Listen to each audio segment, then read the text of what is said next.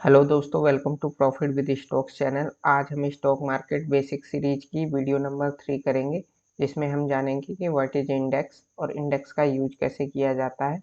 What is index? तो what is index में क्या है कि दोस्तों की जैसे कि कोई बुक होती है, तो इसमें एक फ्रंट पेज पे सबसे पहले इंडेक्स लगी होती है और इंडेक्स में ये बताया होता है कि इस चैप्टर 1 के अंदर ये चीज़ें हैं और चैप्टर 2 के अंदर ये चीज़ें हैं। एक ब्रीफ इंफॉर्मेशन होती है कि क्या उस टॉपिक के अंदर कवर किया जाने वाला है। ऐसे ही स्टॉक मार्केट में इंडेक्स होती है, जो कि हम पहले ही जान चुके हैं कि अपना दो एक्सचेंज है, एनएससी और बीएसई, और इनकी अपनी इंडेक्स है।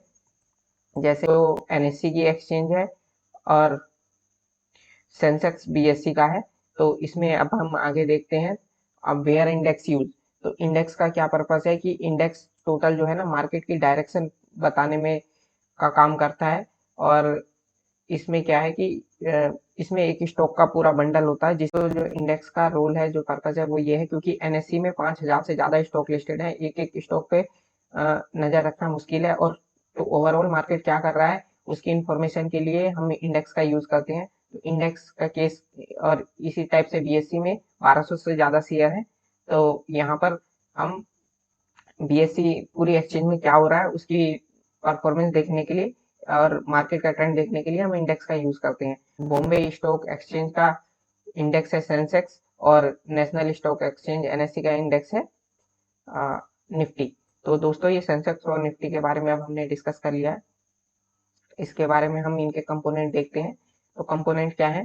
कंपोनेंट, इसमें सेंसेक्स के अंदर जो बीएससी का है, इसमें 30 स्टॉक का पोर्टफोलियो होता है और इसमें 50 स्टॉक का पोर्टफोलियो है, जो कि एनएससी का इंडेक्स है। ये एनएससी का है और ये बीएससी का इंडेक्स है, जिसमें कि 30 स्टॉक है। मैं इसकी फुल फॉर्म देख लेते हैं कि व्हाट इज सेंसेक्स। सेंसेक्स है एक सेल सेंसिटिव इंडेक्स है, जो कि सेंसिटिव होता है क्योंकि इसमें 30 स्टॉक को एवरेज लिया जाता है, 30 स्टॉक का वेटेड एवरेज लिया जाता है, और इसमें डिफरेंट डिफरेंट सेक्टर के स्टॉक कवर किए जाते हैं, और हाईएस्ट मार्केट कैप वाली कंपनियों को इसमें कवर किया जाता है। तो इसका मार्केट कैप जो है हाईएस्ट होना चाहिए, तो वो उन्हीं कंपनियों को इस इंडेक्स में कवर किया जाता है। और इसकी बेस वैल्यू 100 थी, जो कि आज 48,000 और 56,000 तक हाईएस्ट गया है। और ये इंडेक्स काफ़ी पुराना इंडेक्स है। तो मार्केट जो डायरेक्शन में रहता है, तो इस इंडेक्स में ये स्टॉक कवर होते हैं और कई सेक्टर के स्टॉक इसमें आते हैं। अब हम दूसरा इंडेक्स देख लेते हैं। ये हमने बीएससी का देख लिया है। ये पूरे पूरे जो है 30 स्टॉक का एक बास्केट है, और उनके मार्केट कैप के हिसाब से वेटेड एवरेज लेके इस स्टॉक का, इस इंडेक्स का प्राइस रन करता है। और अब हम दोस्तों एनएससी का इंडेक्स देख लेते हैं, जो कि निफ्टी है। निफ्टी में क्या है कि ये निफ्टी में दोस्तों ये 50 स्टॉक का इंडेक्स है, और ये 12 सेक्टर को कवर करता है, जिसमें फार्मा, आईटी और इंडस्ट्रियल, इस तरीके के सेक्टर हैं, एफएमसीजी।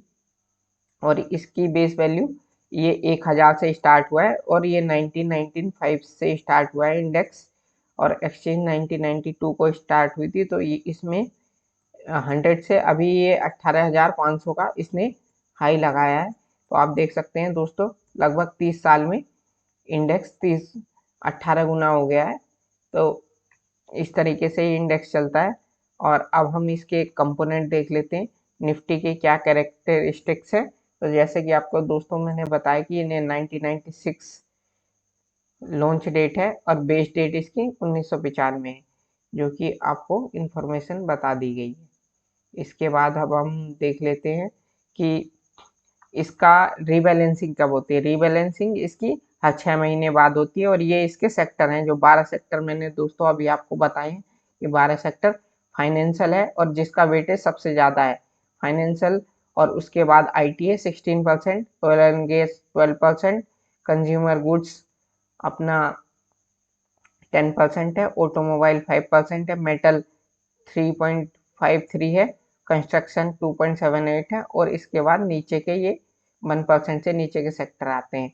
और अब हम इसका रिटर्न देखते हैं। तो सिंस इंसेप्शन, जब से स्टार्ट हुआ है इसका रिटर्न जो है 11.68 है, और लास्ट 5 ईयर में इसने 16.86 रिटर्न दिया है, जो कि एफडी या किसी भी इन्वेस्टमेंट से ज़्यादा है। तो डायरेक्ट आप इंडेक्स में भी पैसा लगा सकते हैं और इंडेक्स को बाई कर सकते हैं, इसमें रिस्क बिल्कुल मिनिमम हो जाता है। तो दोस्तों, इंडेक्स न्यू इन्वेस्टर को इंडेक्स बाई करना चाहिए, और इसमें स्टैंडर्ड डेविएशन और बहुत सारी चीज़ें दे रखी हैं, निफ्टी से कोरिलेशन दे रखा है, तो ये खुद इंडेक्स है, इसी का तो कोरिलेशन बंद होगा।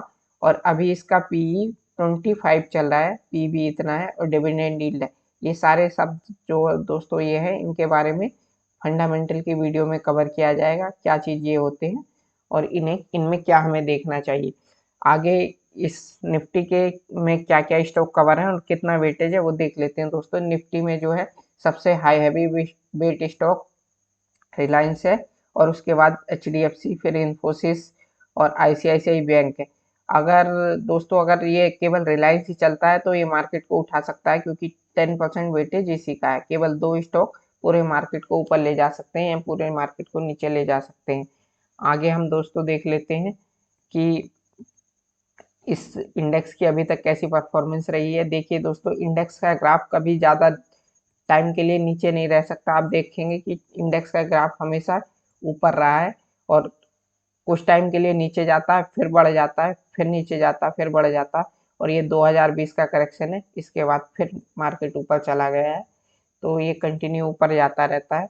तो अब हम इसके कंपोनेंट, जो सेक्टर मैंने आपको दिखाए हैं, ये सारे सेक्टर इसके इंडेक्स के अंदर आते हैं। तो दोस्तों, आप इंडेक्स के सहायता से मार्केट की डायरेक्शन को जज कर सकते हैं कि मार्केट ऊपर जा रहा है कि नीचे जा रहा है, और इस तरीके से आप मार्केट में काम कर सकते हैं। और आप अगर न्यू इन्वेस्टर हैं तो आप मार्केट को इंडेक्स के फॉर्म में बाई कर सकते हैं, जो कि ईटीएफ होते हैं, उसके बारे में इंफॉर्मेशन आगे दी जाएगी। तो दोस्तों, आपको ये वीडियो पसंद आई है तो please share this video and subscribe this channel. Thank you.